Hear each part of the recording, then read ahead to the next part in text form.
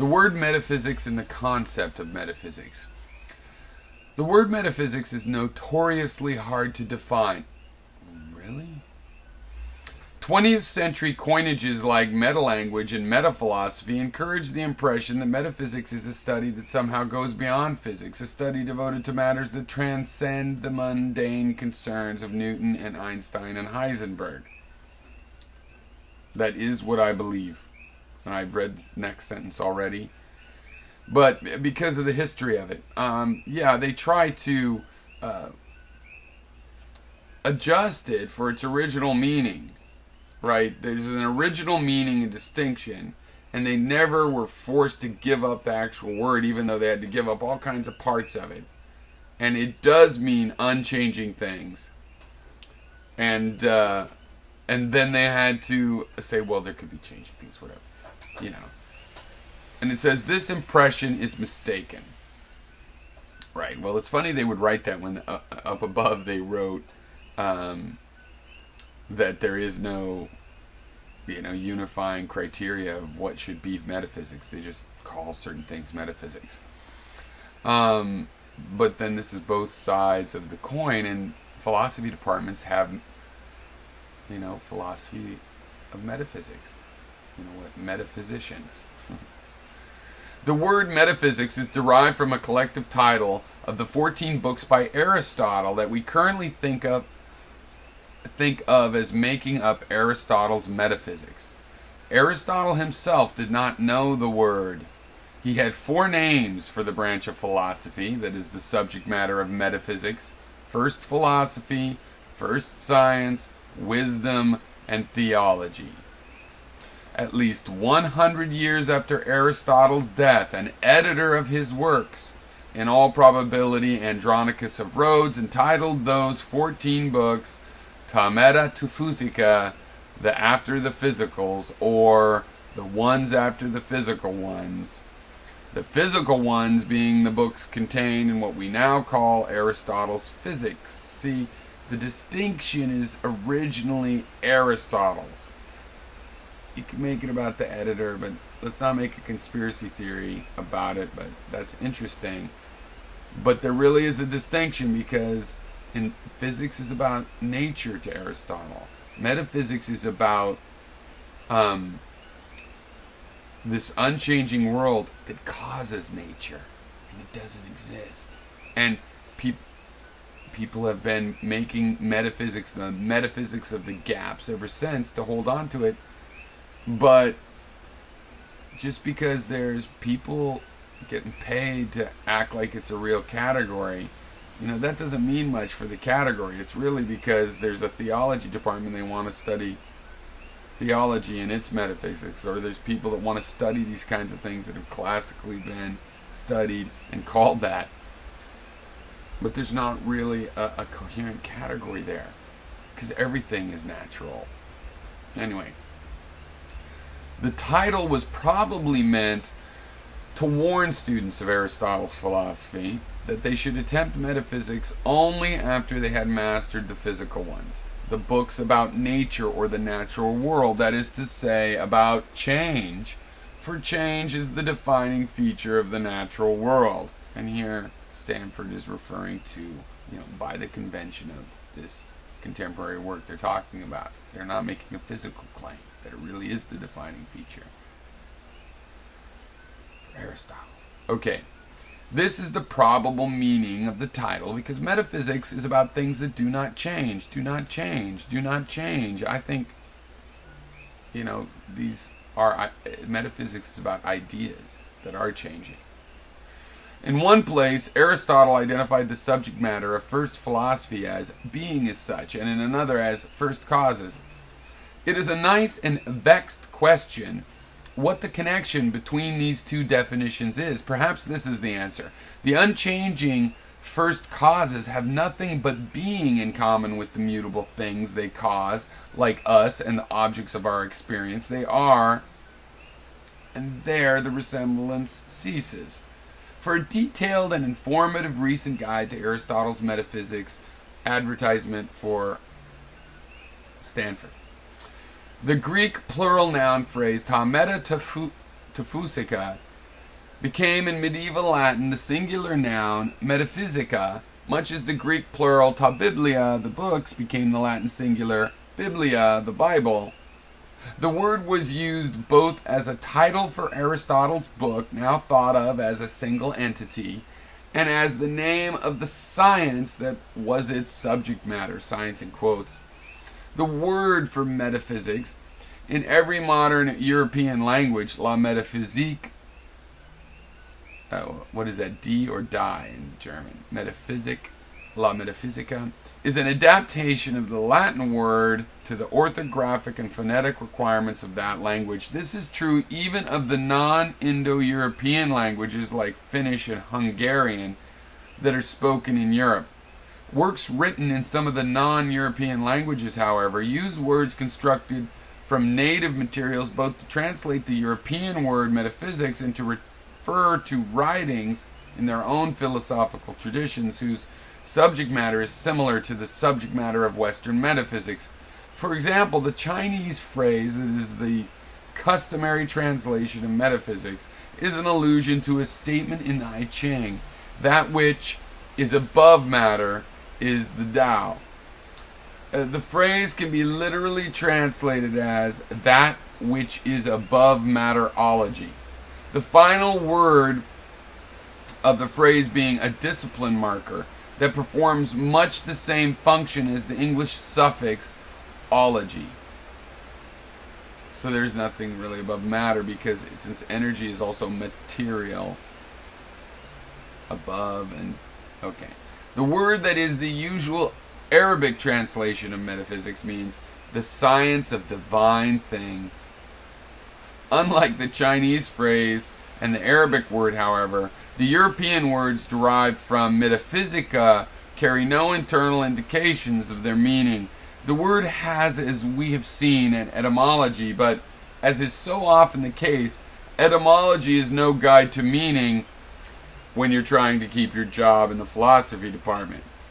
It is uncontroversial that these words all mean exactly what metaphysics means in English, or less parochially, that all the European words derived from metaphysica mean exactly the same thing. But what is it that they all mean? Oh, I love this. It's obvious they mean the same thing, because they're spelled so similar. But, I mean, they cover the whole thing here, including the side that bugs me. Like, they're still hanging on to metaphysics, and these are, to me, the justifications of it. It's uncontroversial, but they're fair, so they do the other side. I mean, and my point is, there is another side. Every university in the world would say that you will. No, but that, yeah, but it's like, it's uncontroversial that these words all mean exactly what metaphysics means in English, but we don't know what it means. But we know it's the same. How the fuck could you know it was? Oh, because we put the cat in the cat. We agreed. Because it's a worldwide, European, worldwide philosophical community or something. Okay, well, how much time? Okay, a little bit more. Can the origin of the word help us to answer this question?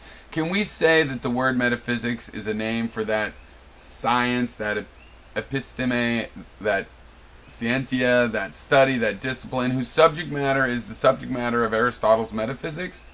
If we do say this, we shall be committed to some thesis in the neighborhood of the following thesis. The subject matter of metaphysics is being as such. The subject matter of metaphysics is the first causes of things. The subject matter of metaphysics is that which does not change. Okay, now, I don't believe in being as such. I don't believe in first causes. And I don't believe in... That's probably the most confusing one. How can there not be a first cause? Well, but anyway. And, you know, I do believe there might be things that don't change, but not that we know of. When we talk about things that don't change, and they try to use as examples of the law, you know, cause and effect.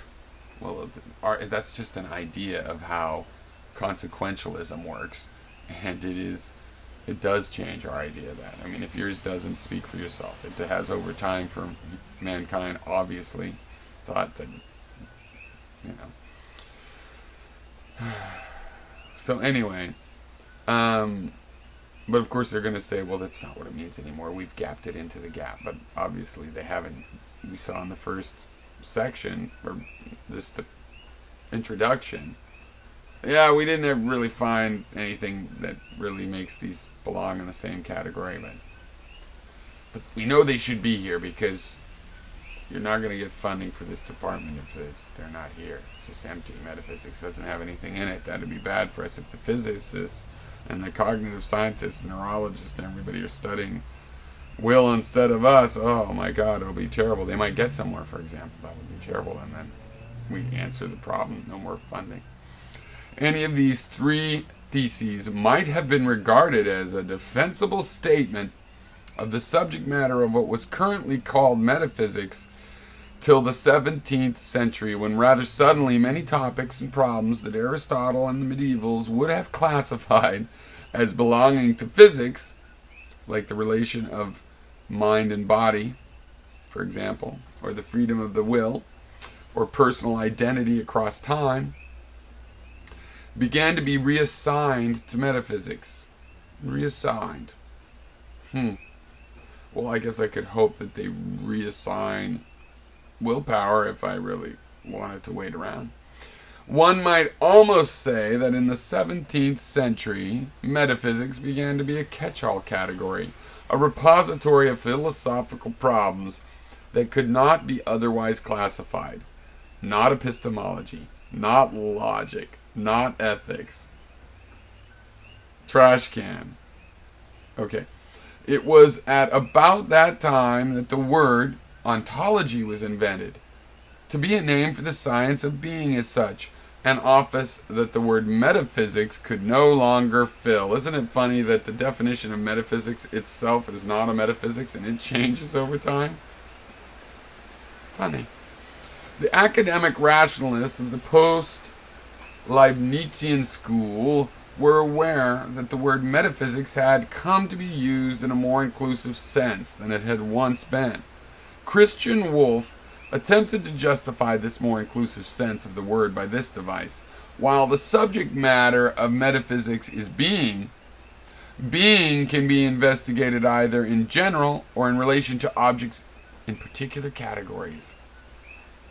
Okay, see, part of the thing is here is I don't believe being is right. I think everything is in change, becoming. That's what quantum physics tells us. Everything is, there is no static thing even for an instant. Even instances are Planck lengths in duration. And they're becoming. They're going from one state to another. Every single thing changing spatial location or some other state. Yeah. Okay. He distinguished between general metaphysics, or ontology, the study of being as such, and the various branches of special metaphysics, which study the being of objects of various special sorts, such as souls and material bodies. He does not assign first causes to general metaphysics, however. The study of first causes belongs to natural theology, a branch of special metaphysics. I see. So if I want to talk about free will, I should go talk about I'm going to have to go talk to the people that study souls. Oh, that's fair. Okay, it is doubtful whether this maneuver is anything more than a verbal ploy.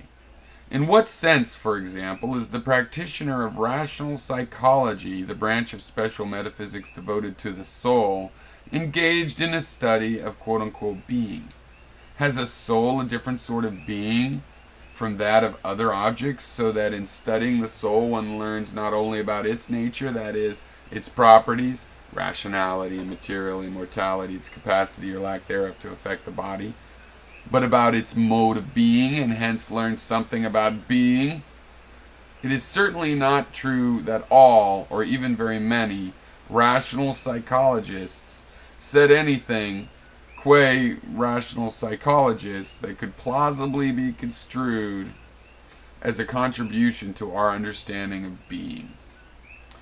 Perhaps this development, this wider application of the word metaphysics, was due to the fact that the word physics was coming to be a name for a new quantitative science, the science that bears that name today, and was becoming increasingly inapplicable to the investigation of many traditional philosophical problems about changing things, and of some newly discovered problems about changing things. Whatever the reason for the change may have been, it would be flying in the face of current usage, and indeed of the usage of the last 300 or 400 years, to stipulate that the subject matter of metaphysics was to be the subject matter of Aristotle's metaphysics, or that it was to be that which is above matter, or divine things. It would, moreover, fly in the face of the fact that, in the current sense of the word, there are and have been paradigmatic metaphysicians who deny that there are first causes. This denial is certainly a metaphysical thesis in the current sense. Others who insist that everything changes, Heraclitus and any modern philosopher who is both a materialist and a nominalist, and others still, Parmenides and Zeno, who deny that there is a special class of objects that do not change. Yeah.